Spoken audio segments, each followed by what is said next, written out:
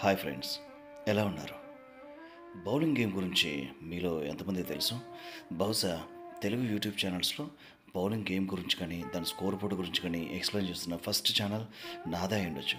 ఒకవేళ నాకంటే ముందే ఎవరైనా ఎక్స్ప్లెయిన్ చేస్తే మీరు కామెంట్ సెక్షన్లో రాయండి. భారత్లో కూడా మన బౌలింగ్ గేమ్కి సంబంధించి ఒక ఫెడరేషన్ ఆర్గనైజేషన్ అయితే ఉంది.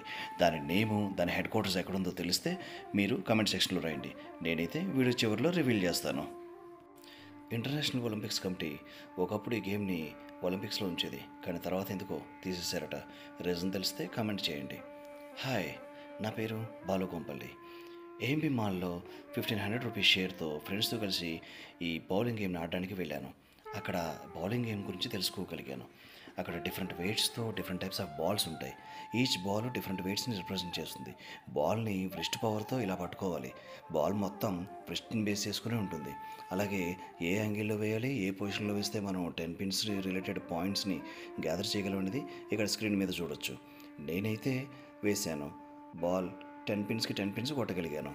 ఇక స్కోర్ బోర్డ్ విషయానికి వస్తే మొత్తం గేమ్లో 300 పాయింట్స్ ఉంటాయి. టోటల్గా 10 రౌండ్స్ ఉంటాయి. ఇక్కడ టెక్నికల్గా చెప్పాలంటే 10 రౌండ్స్లో ఈచ్ రౌండ్ని 1 ఫ్రేమ్ అంటారు.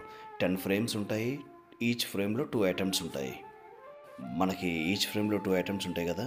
ఫస్ట్ అటెంప్ట్లో కనుక మనం 10 పిన్స్ని కనుక కొట్టేస్తే దాన్ని స్ట్రైక్ అంటారు. స్కోర్ బోర్డు మీద అది ఎక్స్ అనే లెటర్తో రిప్రజెంట్ చేస్తారు. ఒకవేళ ఫస్ట్ అటెంప్ట్లో కనుక 10 పిన్స్ని కొట్టకుండా మనం సెకండ్ అటెంప్ట్ కనుక తీసుకుంటే, సెకండ్ అటెంప్ట్స్లో కనుక కంప్లీట్ చేస్తే దాన్ని స్పేర్ అంటారు.